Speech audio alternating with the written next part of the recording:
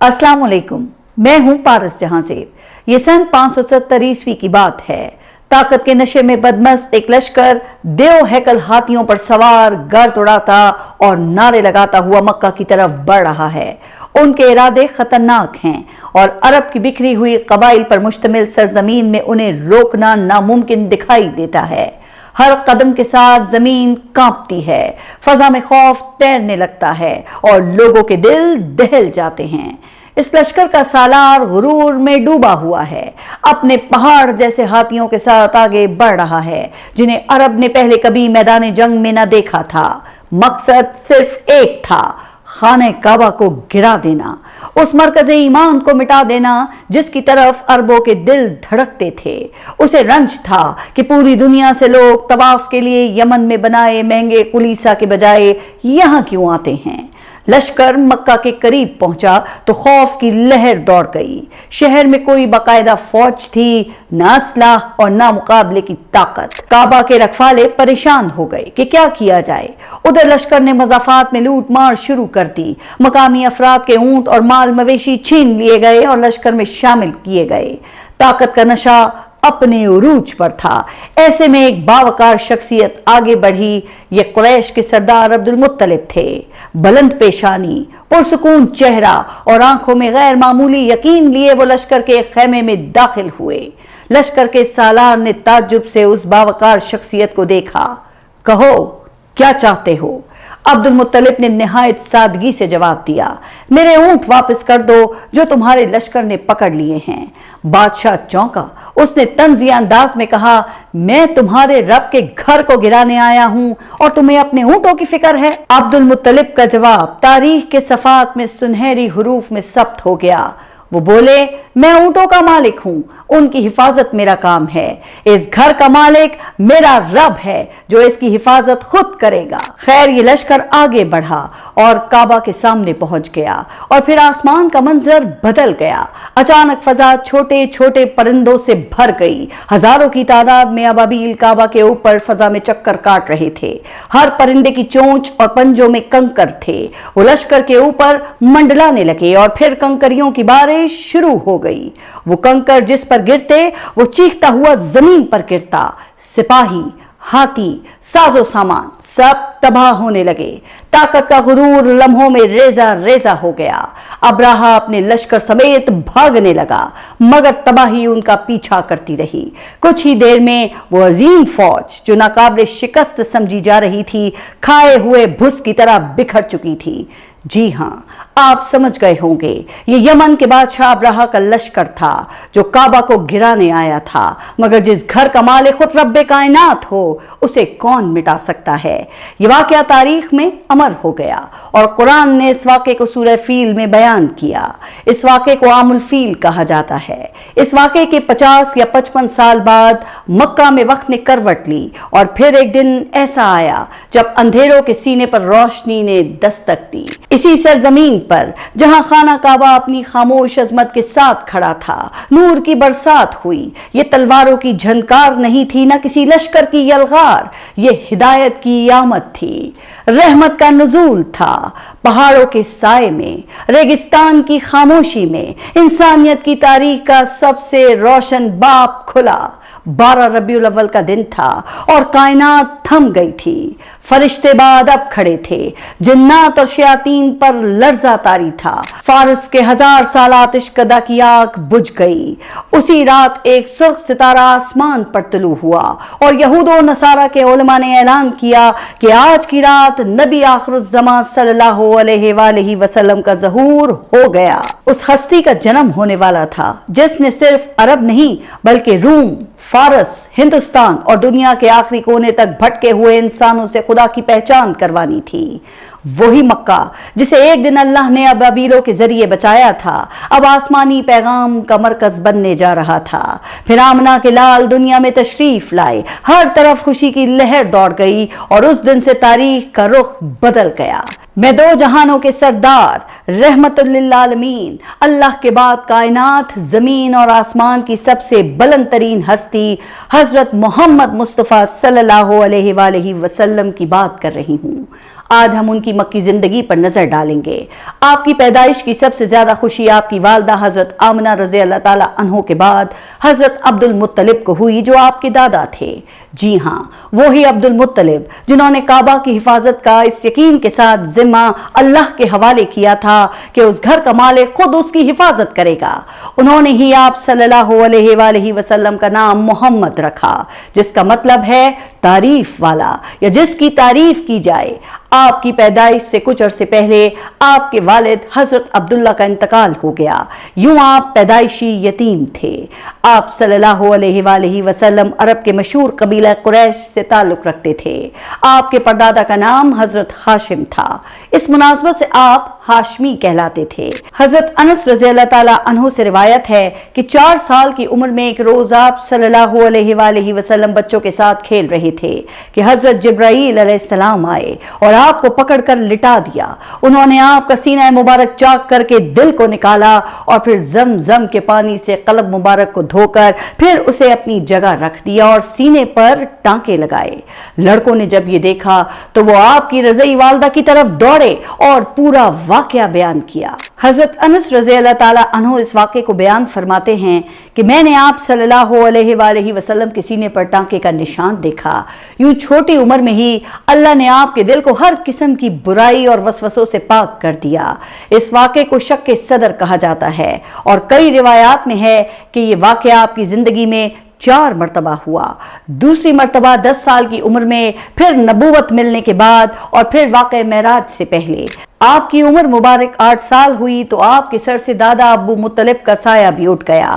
پھر آپ کے چچا اور حضرت علی کرم اللہ وجہہ کے والد حضرت ابو طالب نے آپ صلی اللہ علیہ وآلہ وسلم کو اپنی کفالت میں لے لیا اور زندگی بھر آپ پر جان نچھاور کرتے رہے۔ آپ چھوٹی عمر میں مکہ والوں کی بکریاں چرایا کرتے تھے۔ پھر ایک روز آپ مکہ کی سب سے باعزت اور مالدار خاتون ختیجہ بنت خویلد رضی اللہ تعالی عنہا کا مال تجارت لے کر شام کی طرف گئے، جس میں بہت زیادہ منافع ہوا اور آپ نے سارا منافع حضرت ختیجہ کے حوالے کر دیا۔ حضرت ختیجہ کو آپ صلی اللہ علیہ وآلہ وسلم کی سچائی، امانت و دیانت اور اخلاق بہت پسند آیا تو انہوں نے نبی اکرم صلی اللہ علیہ وآلہ وسلم سے شادی کر لی۔ اس وقت نبی پاک کی عمر 25 برس تھی اور حضرت ختیجہ کی عمر 40 برس تھی، اور آپ کو حضرت ختیجہ سے اس قدر محبت تھی کہ آپ صلی اللہ علیہ وآلہ وسلم نے ختیجہ رضی اللہ تعالی عنہا کی زندگی میں کوئی اور شادی نہیں کی۔ آپ مکہ کی بت پرستی سے بیزار ہو کے خلوت پسند ہو گئے۔ آپ غار حرا میں کئی دن رات گوشہ نشیں رہ کر اپنے رب کی عبادت بجا لاتے اور اس سے دعائیں کرتے۔ جلدی آپ مکہ میں صادق اور امین کے طور پہ مقبول ہو گئے۔ لوگ آپ پہ اندھا اعتماد کرتے اور اپنی قیمتی اشیاء آنکھیں بند کر کے امانتاً آپ صلی اللہ علیہ وآلہ وسلم کے حوالے کر دیا کرتے تھے۔ جب آپ صلی اللہ علیہ وآلہ وسلم 35 برس کی عمر کو پہنچے تو سیلاب کی وجہ سے بیت اللہ کی دیواریں خستہ حال ہو گئی۔ قریش نے اس کی تعمیر نو کا فیصلہ کیا تو نبی اکرم صلی اللہ علیہ وآلہ وسلم بھی اس میں شریک ہوئے۔ کعبہ کی مرمت مکمل ہونے کے بعد جب حجر اسود کا مسئلہ آیا تو قریش آپس میں اختلاف کرنے لگے۔ ہر کسی کی خواہش تھی کہ وہی حجر اسود کو بیت اللہ میں اس کی جگہ پر نصب کرے۔ پھر فیصلہ ہوا کہ صبح جو شخص سب سے پہلے کعبہ میں داخل ہوگا وہی حجر اسود کو نصب کرے گا۔ صبح ہوئی تو کعبہ کے صحن میں جو شخصیت سب سے پہلے داخل ہوئی وہ رسول اکرم صلی اللہ علیہ وآلہ وسلم کی ہی ذات تھی، لیکن قربان جاؤں آپ کی دانائی اور دور اندیشی پر کہ آپ نے یہاں بھی کسی کا دل نہیں دکھایا اور اس مسئلے کا ایسا حل نکالا کہ قریش بھی دنگ رہ گئے۔ آپ صلی اللہ علیہ وآلہ وسلم نے ایک چادر منگوا کر اس میں حجر اسود رکھا، پھر قبائل کے سرداروں کو حکم دیا کہ وہ اس کے کونے پکڑیں اور کعبہ کی طرف لے چلیں۔ سب سرداروں نے ایک ایک کونا پکڑ لیا اور محمد صلی اللہ علیہ وآلہ وسلم نے اپنے ہاتھوں سے حجر اسود کو اس کی جگہ پر لگا دیا اور اس پر دیوار بنا دی گئی۔ اس طرح سب کے سب راضی ہو گئے اور جھگڑا ختم ہوا۔ آپ صلی اللہ علیہ وآلہ وسلم کی عمر 40 سال کی ہو گئی تو آپ نے غار حرا میں مراقبے کا سلسلہ بڑھا دیا۔ ایک روز آپ غور و فکر میں مصروف تھے کہ غار کی خاموشی اچانک ایک غیر مرئی جلال سے بھر گئی۔ پوری غار روشنی سے منور ہو گئی۔ اچانک عظیم نورانی ہستی ظاہر ہوئی اور فرمایا، میں جبرائیل ہوں، اقرا یعنی آپ پڑھیے۔ رسول اکرم صلی اللہ علیہ وآلہ وسلم نے فرمایا میں پڑھنا نہیں جانتا۔ حضرت جبرائیل علیہ السلام نے آپ کو پکڑ کر بھینچا اور پھر فرمایا پڑھیے۔ آپ صلی اللہ علیہ وآلہ وسلم فرماتے ہیں کہ جبرائیل علیہ السلام نے تیسری بار مجھے پکڑا اور بھینچا، پھر مجھے چھوڑ دیا اور کہنے لگے کہ پڑھیے اپنے رب کے نام سے جس نے پیدا کیا، جس نے انسان کو جمے ہوئے خون سے پیدا کیا۔ پڑھیے اور آپ کا رب سب سے بڑھ کر کرم کرنے والا ہے۔ آپ صلی اللہ علیہ وآلہ وسلم پر اس واقعے کے بعد کپ کپی طاری ہو گئی اور آپ گھر روانہ ہو گئے اور حضرت ختیجہ سے فرمایا مجھے کمبل اڑا دو۔ حضرت ختیجہ نے آپ صلی اللہ علیہ وآلہ وسلم کو تسلی دی اور چادر یا کمبل سے ڈھانپ کر ان کی کیفیت کو پرسکون کیا اور آپ کو اپنے چچا زاد بھائی ورقہ بن نوفل کے پاس لے گئی، جنہوں نے انجیل کی پیشن گوئیوں کی روشنی میں آپ صلی اللہ علیہ وآلہ وسلم کو پہچان لیا اور آپ کو نبوت کی خوشخبری سنائی۔ آپ صلی اللہ علیہ وآلہ وسلم کو وہ منصب ملا تھا جو اب تا قیامت کسی کو نہیں ملے گا۔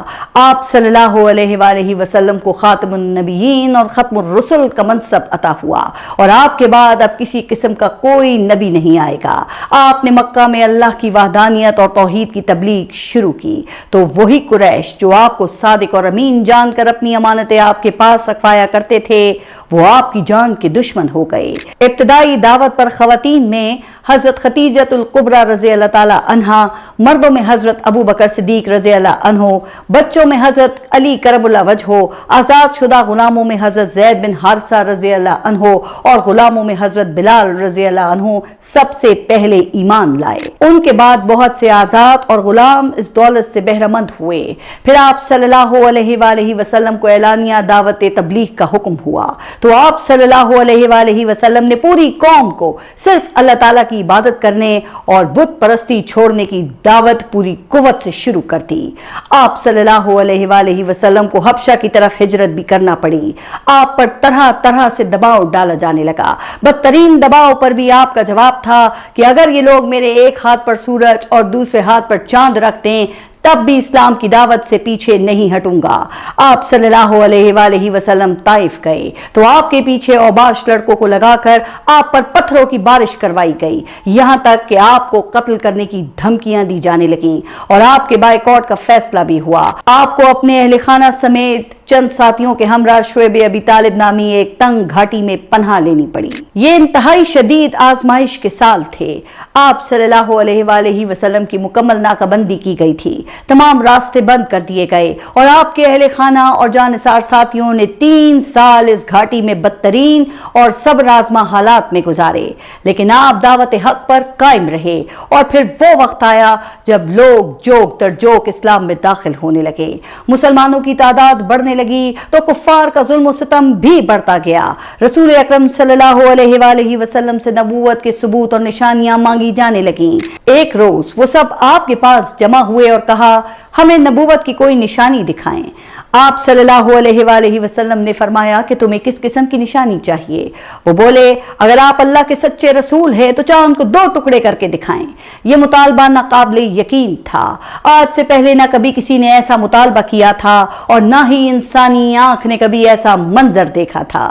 یہ تمام واقعات مختلف احادیث اور روایات میں مختلف الفاظ کے ساتھ منقول ہیں، لیکن میرا مقصد صرف ان روایات کے مفہوم کو واقعات کی صورت میں بیان کرنا ہے۔ اس میں کسی قسم کی کوتاہی یا کمی بیشی کو رب تعالیٰ معاف فرمائے۔ خیر، اس وقت 14ویں کا چاند نکلا ہوا تھا۔ آپ صلی اللہ علیہ وآلہ وسلم نے چاند کی طرف انگلی کا اشارہ کیا اور پھر وہ ہوا کہ وہاں موجود ہر آنکھ دم بخود رہ گئی۔ چاند اپنی جگہ سے ہلا اور 2 ٹکڑے ہو گیا۔ آپ اس منظر کو ذہن میں لائیے۔ کیا اس ناقابل یقین منظر کو اپنی آنکھوں سے دیکھ کر بھی کوئی حق کو جھٹلانے کی جرت کر سکتا ہے؟ روایات میں یہ بھی ہے کہ چاند کے یہ دونوں ٹکڑے 2 مخالف سمتوں میں جا کر رک گئے۔ وہاں موجود لوگوں کی زبانیں کنگ تھیں۔ چاند کے 2 ٹکڑے بہت دیر اسی حالت میں رہے اور پھر واپس ایک دوسرے کے قریب آ کر جڑ گئے۔ وہ سمجھے کہ آپ صلی اللہ علیہ وآلہ وسلم نے نعوذ باللہ کوئی جادو کیا ہے۔ لیکن اگلے روز مکہ میں باہر سے آنے والے تجارتی قافلے تصدیق کرنے لگے کہ انہوں نے سفر کرتے ہوئے چاند کو 2 ٹکڑوں میں ہوتے ہوئے دیکھا ہے۔ یہ منظر جس نے دیکھا وہ مکہ کی طرف دوڑا آیا۔ کہا جاتا ہے کہ ہندوستان کی ریاست کیرلا کے راجا چیرامن پیرومل نے اپنے محل کی کھڑکی سے یہ منظر دیکھا تو وہ دنگ رہ گیا۔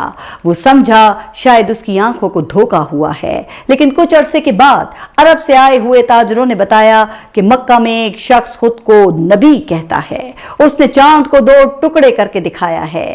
چیرامن یہ سن کر دنگ رہ گیا اور اگلے روز مکہ کی طرف روانہ ہو گیا۔ کہا جاتا ہے کہ اس نے آپ صلی اللہ علیہ وآلہ وسلم کی خدمت میں ادرک کا تحفہ پیش کیا جو اس وقت عرب میں عام نہیں تھا۔ آپ صلی اللہ علیہ وآلہ وسلم نے ادرک کو چکھا اور اس کو کچھ حصہ صحابہ میں تقسیم کر دیا۔ کہا جاتا ہے کہ چیرامن کلمہ پڑھ کر مسلمان ہو گیا۔ اس نے ہندوستان کی طرف ایک خط لکھ کر کیرلا میں مسجد بنانے کا حکم دیا اور ہندوستان کی طرف روانہ ہو گیا۔ تاریخ میں درج ہے کہ وہ ہندوستان پہنچنے سے پہلے عمان کے قریب وفات پا گیا۔ اس کی قبر آج بھی عمان میں موجود ہے اور ہندوستان کی ریاست کیرلا میں 1400 سال پرانی چیرامن جمعہ مسجد آج بھی موجود ہے، جو اس وقت آپ اپنی اسکرین پر دیکھ رہے ہیں۔ رسول اللہ کی اولاد کے حوالے سے مختلف روایات ہیں۔ جمہور علماء کے نزدیک رسول اللہ کے 3 بیٹے حضرت قاسم، عبداللہ اور ابراہیم پیدا ہوئے، جبکہ بیٹیوں میں حضرت زینب، رقیہ، ام کلثوم اور خاتون جنت فاطمۃ الزہرا پیدا ہوئیں۔ رسول اللہ کے سب بیٹے اوائل عمری میں ہی انتقال کر گئے، جس کا آپ صلی اللہ علیہ وآلہ وسلم کو بہت دکھ تھا۔ شاید اس میں اللہ کی حکمت تھی، کیونکہ عموماً انبیاء علیہ السلام کی اولادوں میں بھی کئی کو اللہ نے نبوت سے سرفراز کیا، مگر آپ صلی اللہ علیہ وآلہ وسلم کے بعد کوئی نبی نہیں ہے۔ پھر ایک رات نبی اکرم حضرت ام ہانی رضی اللہ تعالی عنہا کے مکان میں آرام فرما رہے تھے کہ یکایک چھت پھٹی اور جبرائیل امین اترے۔ ان کے ہمراہ دیگر فرشتے بھی تھے۔ نبی کریم کو جگا کر مسجد الحرام لے جایا گیا۔ وہاں آپ کے سینے مبارک کو چاک کر کے قلب اتھر کو آب زمزم سے دھویا گیا۔ پھر آپ کی سواری کے لیے ایک براق نامی سفید گھوڑا لایا گیا، جس کے ارد گرد 2 دیو ہیکل پر تھے۔ آپ صلی اللہ علیہ وآلہ وسلم فرشتوں کی جماعت کے ہمراہ فلسطین میں مسجد اقصی کی جانب روانہ ہوئے۔ مسجد اقصی پہنچ کر رسول اللہ نے تمام انبیاء کی امامت فرمائی۔ اس کے بعد آپ کے آسمانوں کی طرف عظیم سفر کا آغاز ہوا۔ براق بجلی کی تیزی سے خلا کو چیرتا ہوا ستاروں اور کہکشاؤں کے جھرمٹ میں آسمانوں کی طرف پرواز کر رہا تھا۔ آسمانوں میں آپ صلی اللہ علیہ وآلہ وسلم نے مختلف انبیاء کرام، حضرت آدم، حضرت یحییٰ، حضرت عیسیٰ، حضرت یوسف، حضرت ادریس، حضرت ہارون، حضرت موسیٰ، حضرت ابراہیم علیہ السلام سے ملاقات فرمائی۔ پھر آپ کو سدرۃ المنتہا کی طرف بلند کیا گیا۔ اس مقام پر آپ صلی اللہ علیہ وآلہ وسلم نے جبرائیل کو اصلی صورت میں دیکھا۔ جبرائیل امین نے فرمایا، یا رسول اللہ، میں یہاں سے آگے جانے سے قاصر ہوں، یہاں سے آگے میرے پر جلتے ہیں۔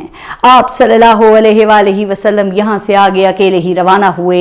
یہاں سے آگے کا بیان کرنے کے لیے میرے پاس الفاظ نہیں ہیں۔ یہ آسمانوں کا وہ مقام تھا جہاں آج تک کسی نے قدم نہیں رکھا تھا، اس لیے آگے کیا تھا اس پر مختلف روایات ہیں۔ بعض روایات کے مطابق یہاں پر عرش الہی تھا۔ یہ خالق کائنات کی اپنے محبوب سے ملاقات تھی۔ اس کی نوعیت کیا تھی، یہاں آ کر میرے الفاظ ختم ہو جاتے ہیں۔ بس کہا جاتا ہے کہ یہاں پر آپ اللہ سے ہم کلام ہوئے۔ اسی موقع پر نماز فرض کی گئی۔ یہاں سے واپسی پر آپ صلی اللہ علیہ وآلہ وسلم دوبارہ بیت المقدس میں اترے۔ وہاں سے براق پر سوار ہو کر صبح سے پہلے مکہ مکرمہ پہنچے۔ جب آپ اپنے گھر میں داخل ہوئے تو آپ کے حجرے کی کنڈی اسی طرح ہل رہی تھی جیسی آپ چھوڑ کر گئے تھے، اور وہی وقت تھا جب آپ اس سفر پہ روانہ ہوئے تھے۔ کفار نے اس کا مذاق اڑایا اور پوچھا کہ اگر آپ واقعی فلسطین گئے تھے تو بیت المقدس کی نشانیاں بتائیں۔ وہاں فلسطین سے آئے کچھ تاجر بھی موجود تھے۔ اللہ کی شان کی آپ کی آنکھوں کے سامنے بیت المقدس کا پورا منظر آ گیا جیسے کوئی اسکرین ہوتی ہے۔ آپ صلی اللہ علیہ وآلہ وسلم سے جو نشانیاں پوچھی گئیں آپ نے بتا دی، اور وہاں موجود تاجروں نے ان تمام نشانیوں کی تصدیق کی، لیکن کفار کے دل نہ پلٹے۔ وہ تمسخر اڑاتے رہے اور آپ صلی اللہ علیہ وآلہ وسلم پر ظلم کے پہاڑ توڑتے رہے۔ آپ پر گندگی اور غلاظت تک پھینکی گئی، مگر آپ نے حق کا دامن نہ چھوڑا۔ اس دوران آپ صلی اللہ علیہ وآلہ وسلم کے مشکل ترین وقت میں ساتھ دینے والی 2 عظیم شخصیات کا انتقال ہو گیا۔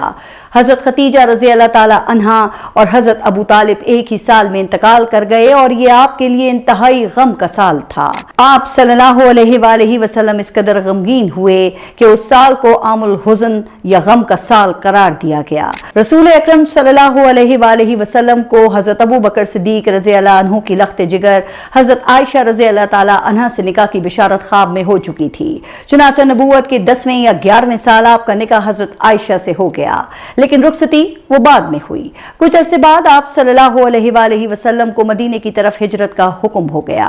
اس واقعے کی تفصیلات میں اپنی ان دونوں ویڈیوز میں بیان کر چکی ہوں۔ دوران سفر آپ صلی اللہ علیہ وآلہ وسلم نے حضرت ابو بکر صدیق کے ساتھ غار ثور میں پناہ لی۔ آپ غار ثور میں موجود تھے کہ باہر قدموں کی آواز سنائی تھی۔ حضرت ابو بکر صدیق نے فرمایا، اگر ان میں سے کسی نے ہمارے قدموں کی طرف نگاہ ڈالی تو ہمیں دیکھ لیں گے، لیکن اللہ کے رسول نے ان کو تسلی دیتے ہوئے فرمایا کہ غم نہ کرو، اللہ ہمارے ساتھ ہے۔ اور پھر ایک عظیم معجزہ رونما ہوا۔ ایک مکڑی نے آنے واحد میں غار کا منہ جالے سے بند کر دیا اور ایک کبوتری نے نمودار ہو کر غار کے سامنے انڈے دے دیے۔ کفار وہاں پہنچے تو غار کے اندر داخل ہوئے بغیر آگے نکل گئے۔ آپ مدینہ پہنچے تو اہل مدینہ آپ کے استقبال کو نکل آئے۔ ہر طرف طلع البدر علینا، یعنی ہم پر 14ویں کا چاند طلوع ہو گیا کی صدائیں بلند ہونے لگیں۔ وہ کیا منظر ہوگا جب آپ صلی اللہ علیہ وآلہ وسلم اپنی اونٹنی پر سوار یثرب میں داخل ہو رہے ہوں گے۔ مدینہ ہجرت کے بعد کا دور مدنی دور کہلاتا ہے، جو بہت تابناک دور ہے، جس میں آپ کی انتھک کوششوں، محنتوں اور قربانیوں کے سبب اسلام کو غلبہ نصیب ہوا۔ آپ صلی اللہ علیہ وآلہ وسلم کے جانثار صحابہ کی سرفروشیوں نے اسلام کی نشر و اشاعت کے لیے آپ صلی اللہ علیہ وآلہ وسلم کے اشاروں پر اپنا تن، من، دھن سب کچھ لٹا دیا۔ تاریخ انصار مدینہ کی اخوت کی مثال دینے سے قاصر ہے۔ جب رسول اللہ کے حکم پر بے سر و سامانی کے عالم میں مکہ سے آئے مہاجرین انصار مدینہ کے بھائی بن گئے۔ ہجرت کے دوسرے سال مسلمانوں پر جہاد فرض ہوا۔ رمضان کے روزے، زکوٰۃ، صدقۃ الفطر اور عیدین کی نمازیں فرض ہوئیں۔ مسجد اقصیٰ کے بجائے بیت اللہ کو قبلہ قرار دیا گیا۔ فاطمۃ الزہرا رضی اللہ تعالی عنہا کا نکاح حضرت علی کرم اللہ وجہہ سے ہوا۔ آپ صلی اللہ علیہ وآلہ وسلم کی لخت جگر حضرت رقیہ رضی اللہ عنہا کا وصال بھی اسی سال ہوا۔ حق و باطل کا پہلا غزوہ بدر بھی اسی سال پیش آیا، جب صرف 313 مسلمانوں نے اپنے سے 3 گنا بڑے لشکر کو پہلے ہی معرکے میں عبرت ناک شکست دی۔ اس جنگ میں کفار کے بڑے بڑے سردار ہلاک ہوئے، جن میں ابو جہل، عتبہ، شیبہ اور امیہ بن خلف جیسے نام بھی تھے، جنہوں نے مکہ میں آپ کا جینا دو بھر کیا ہوا تھا۔ ہجرت کے تیسرے سال حضرت حسن رضی اللہ عنہ کی ولادت ہوئی۔ ہجرت کے چوتھے سال حضرت حسین رضی اللہ عنہ کی ولادت ہوئی۔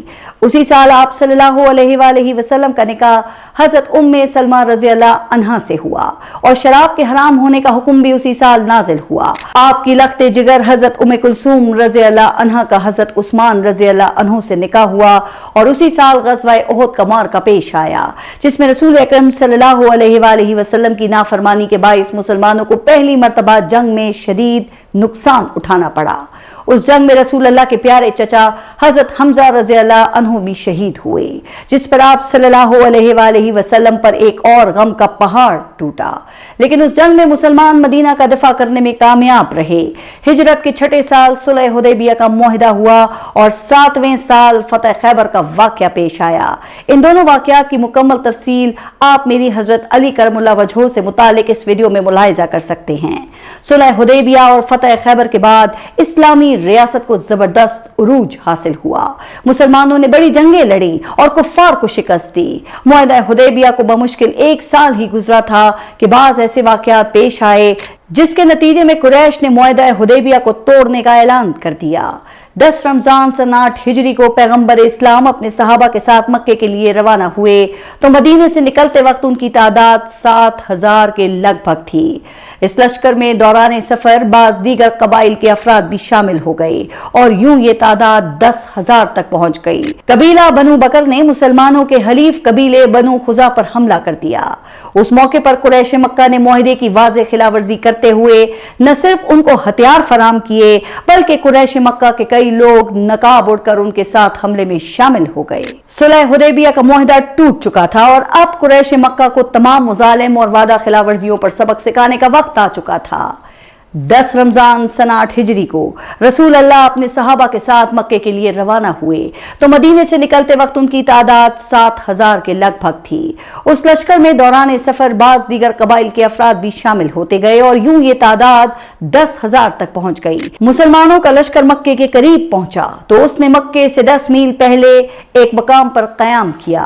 कुरैशी मक्का को जब इस अजीम लश्कर की आमद की इत्तला हुई तो इतने बड़े और अजीम शान लश्कर को देखकर उनके औसान खता हो गए।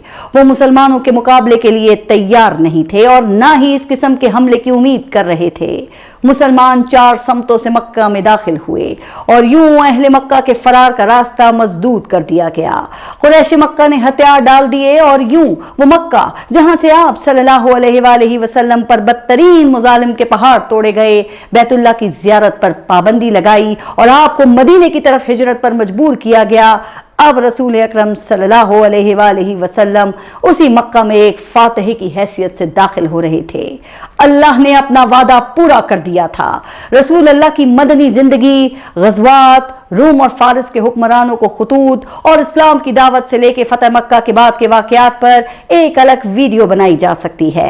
इस वीडियो में हमारा फोकस रसूल अकरम सल्लल्लाहु अलैहि वसल्लम की मक्की जिंदगी थी। रसूल अल्लाह ने एक ऐसा इनकलाब बर्पा किया था जिस पर मौरखीन लिखते लिखते थक गए, लेकिन आपकी अजमत की दास्तान खत्म न हुई। आज भी यूएन चार्टर और इंसानी हुकूक के चार्टर्स के बड़े नुकात रसूल अल्लाह के खुतबे हज्जतुल विदा से मुतासर होकर ही बनाए गए। जॉर्ज बर्नार्ड शॉ, गांधी और मशहूर मुसन्निफ माइकल एच हार्ट जैसे लोगों ने रसूल अल्लाह को तारीख की सबसे अजीम शख्सियत करार दिया है। बरतानिया की अजीम कानूनी दरसगाह लिंकन्स इन के मेन गेट पर दुनिया के बेहतरीन कानून साजों की लिस्ट में आप सल्लल्लाहु अलैहि वसल्लम का नाम सर फहरिस्त है। गारे हिरा से शुरू होने वाली नबूवत आज 1500 साल बाद भी अपना फैज जारी रखे हुए है। आज पूरी दुनिया में 2 अरब मुसलमान रसूल अल्लाह के नाम लेवा हैं और आज इस्लाम दुनिया का सबसे तेजी से फैलने वाला मजहब बन चुका है। आप सल्लल्लाहु अलैहि वसल्लम ने अपनी जिम्मेदारी पूरी कर दी तो अल्लाह रब्बुल इज्जत ने आपको अपने पास बुलाने का फैसला किया।